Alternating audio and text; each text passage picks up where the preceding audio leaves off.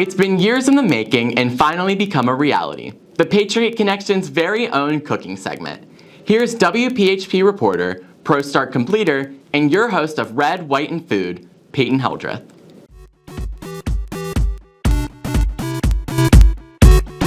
Hello, and welcome to the very first episode of Red, White, and Food.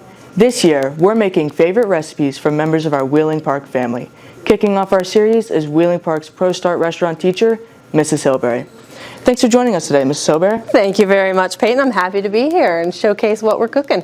So, having been in your class for 3 years, I know that every year you and your students make what has become a beloved dish among the staff and faculty, the Thanksgiving panini. Can you tell us why they like it so much? Oh, well, I mean, it's Thanksgiving all wrapped up into one. You get a nice, good sandwich and has all the notable components of the Thanksgiving panini dinner, of the Thanksgiving dinner that you want to have, all in one panini wrapped up, served with mashed potatoes and gravy. So, speaking of set ingredients, can you tell us what all goes into a panini? So we have some nice, thick, hearty white bread, and then we get turkey, provolone cheese, stuffing, and cranberry sauce. All right. So we have our ingredients here. Walk us through. Tell me how we need to make it. All right, you are ready to get it started? I'm going to turn on my burner here. So this is a great sandwich to make with extra things from Thanksgiving, or you can just make it on its own. So I'm adding butter into the pan. I'm going to let that melt a little bit and put my slice of bread just right on top of that butter. It'll melt all down in. And I'm going to put a slice of cheese on the bottom. And then 4 slices of turkey. And then stuffing right on that.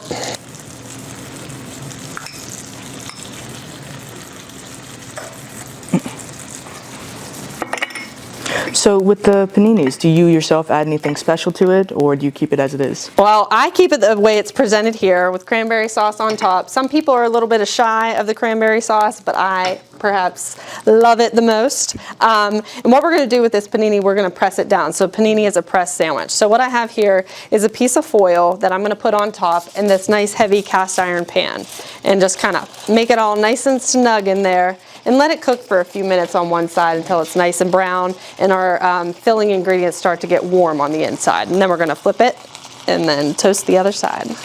So, I hear that there is a certain teacher around here in Wheeling Park that has a... Yes.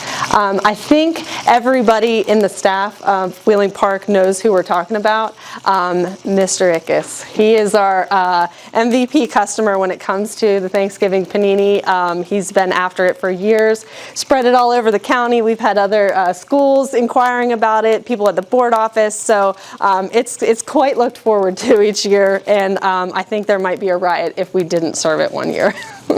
What gave you the idea to start a Thanksgiving panini? A lot of restaurants this time of year around Thanksgiving holiday have a similar sandwich to that. So I thought, why can't we make that too? And it's become literally one of our most notable dishes here in the cafe and our busiest day of the year.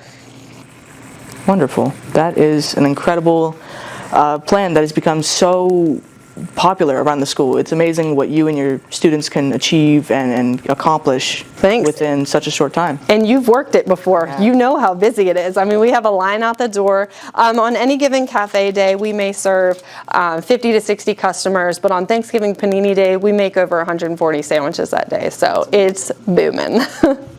And if you have any extras, where do those typically go?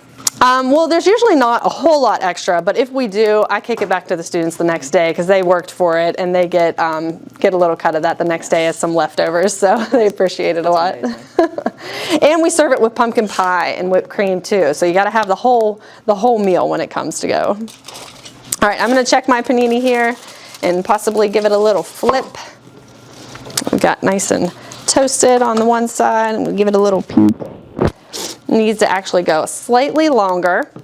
So I'm going to cover it back up. Covering it with foil like that helps it get a little bit more toasted. I think that we're going to take this off and check this out. I don't know. Yeah. All right. All right. You want to scoop up some mashed potatoes and gravy onto that plate. So what we have here is a nice Thanksgiving panini, and I'm going to cut it in half. And then we'll plate it up with our mashed potatoes and gravy.